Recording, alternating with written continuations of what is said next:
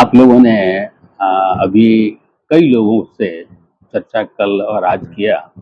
और आपने देखा कि कैसे सभी का जो क्रॉनिक बीमारियां हैं, बहुत ही सीरियस डिजीज के कंडीशंस थे, इलनेस, और सब ठीक हुए हैं और एक तरह से सबों को एक नई जिंदगी मिली है। तो हम उसके ही बारे में अगर थोड़ा ब्रीफ करें तो ज़्यादा अच्छा होगा, ताकि लोगों को पता चले कि ईश्वरीय जो व्यवस्था है हमारे शरीर में, उसमें प्रकृति ने हमारे अंदर, मनुष्य के अंदर एक दिव्य शक्ति, एक आंतरिक शक्ति प्रदान किया है, जो हमारे शरीर के, मन के, भाव के, यानी मेंटली, इमोशनली, फिजिकली हर लेवल के रोग और शोक को ठीक करने में, जो रोग प्रतिकारक शक्ति है, जो डिजीज को खत्म करने की शक्ति है, वो शक्ति बहुत बढ़ जाती है, यानी सेल्फ हीलिंग शक्ति। और इतनी बढ़ जाती है, इस जो आध्यात्मिक क्रिया की बात कर रहे हैं, जो सब लोगों ने आपको बताया, कि चाहे वो पैलिएटिव स्टेज ऑफ कैंसर हो, चाहे वो स्ट्रेस हो, डिप्रेशन हो, क्रॉनिक अटैक्स हो, किडनी का प्रॉब्लम हो, यानी डिजीज, डिस ईच शरीर और के जो सिस्टम है, उसमें किसी भी तरह का अव्यवस्था हुआ, परेशानी हुई, तो उसमें इतना फायदा होता है कि कई बार लोग उसको बोलते हैं कि ये तो चमत्कार हो रहा है, लेकिन वास्तव में ये एक टोटल मतलब एक साइंटिफिक शक्ति है हमारे अंदर में, सिर्फ उसको जागृत करनी होती है। और ये एक आध्यात्मिक प्रक्रिया है, स्पिरिचुअल प्रोसेस है। ये जो प्रोसेस है, ये नया जीवन देता है हॉलिस्टिकली लाइफ के हर एस्पेक्ट्स में।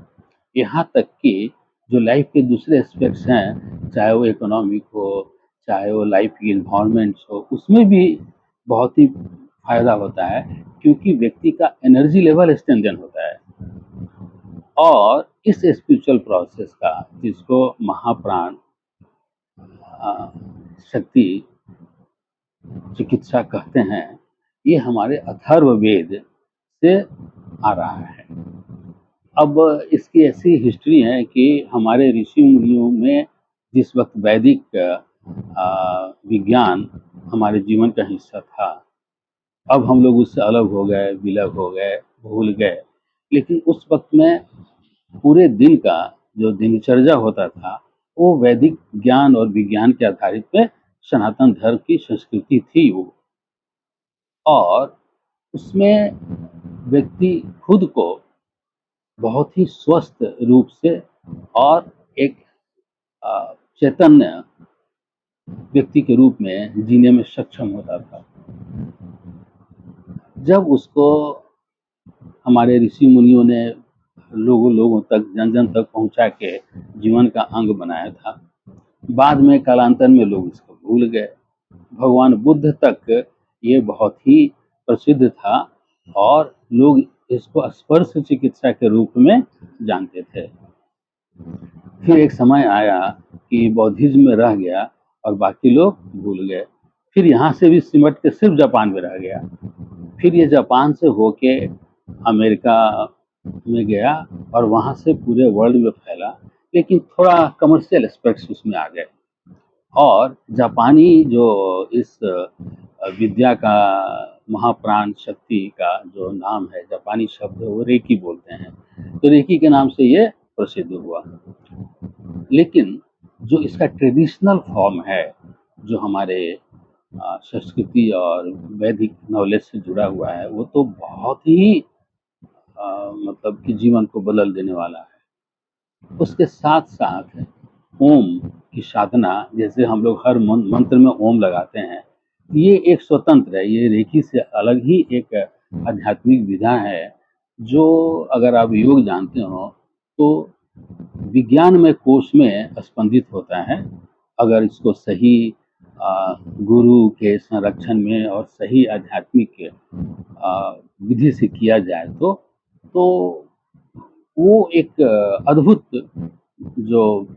परिवर्तन आप में लाता है, आपके मनोशक्ति में, आपके संकल्प शक्ति में, आपके विवेक में, आपके अंतर्ज्ञान क्षमता में, यानी मन की जो शक्ति है वो तुरंत ही उसी दिन बहुत ही संवर्धित हो जाती है और करते रहने से अभूतपूर्व परिवर्तन आता है। उसी तरह से एक ज्योतिष साधना है, वो भी हम लोग डालते हैं, वो भी हमारे वेद से ही आ रहा है। उपनिषद अगर पढ़ेंगे तो आपको इसके बारे में बहुत ही विस्तृत ज्ञान मिलेगा। तो वही विधा इन तीनों शक्तियों का दीक्षा इन सारे लोगों को हम प्रदान करते हैं, जिससे इन लोगों में इतना अद्भुत परिवर्तन आप देख रहे हैं। और ये 30 साल का यात्रा हो गया, लगभग नहीं 31-32 साल हो गया, और शायद ही कोई ऐसा रोग व्याधि हो जिसमें त्रस्त होकर के और बिल्कुल अंतिम स्थिति में लोग आते हैं और नया जीवन पाके स्वस्थ जीवन हो जाते हैं। अच्छा, ये ऐसी विद्या है कि आप किसी भी परंपरागत जो